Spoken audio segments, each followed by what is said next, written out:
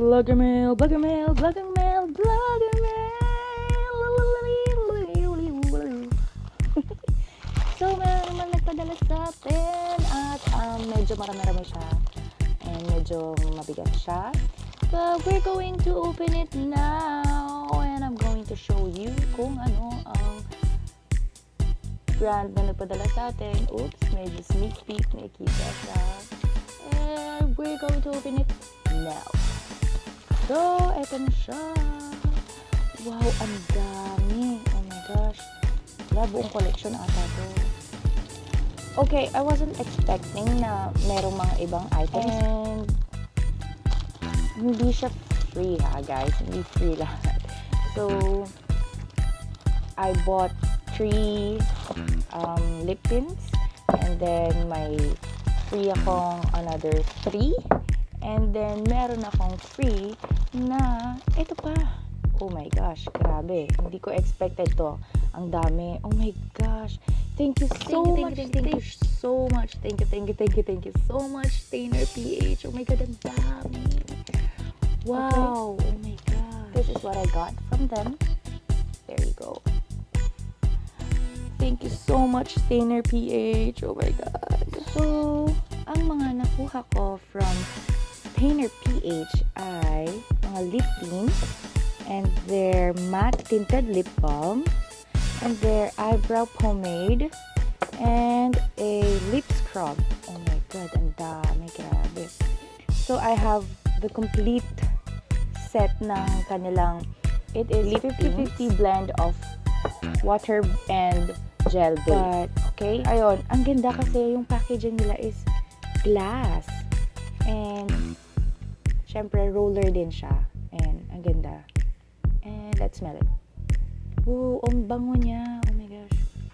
So, sabi dito, it has vitamin C, E, and F, fruit and aloe vera extract, glycerine, rosewater, olive, grapeseed, and jojoba oil, and BCO. Ganda nung mga pangalan. Pakaboko, pa-girl, pa-lavarn, pa-cool, pa-sexy, pa-shoot. Yes. And ito na, matte tinted lip balm, charotera, and matte tinted lip balm, echosera. Ang cute ng packaging. It's plastic, by the way. So, ang charotera is white. At ang matte tinted lip balm na echosera is transparent and it's reddish. As you can see. Ang bango nung charotera kasi amoy bubblegum siya. Wow. Ang bango niya. So anyway, eyebrow pomade naman tayo. I got the brown and the dark brown shade. Wow. It said na it's waterproof. It has hair grower, biotin oil, castor oil, and Jamaican black. So ayan, brown and dark brown. So I don't know if you can see the difference, but ayun, meron talaga siyang difference. So, wala siyang mabangong scent at hindi din siya mabaho. Natural lang talaga yung scent niya. I like it. Also, we have this Stainer lip scrub and smells like a lipstick. So, itong matte tinted lip balm are their new additions sa kanilang family. And I'm so lucky to have this. Thank you guys so much for sending these. Thank you so much for sending these. Talagang sobrang thank you. Thank you so much. Wait for my blog post about this.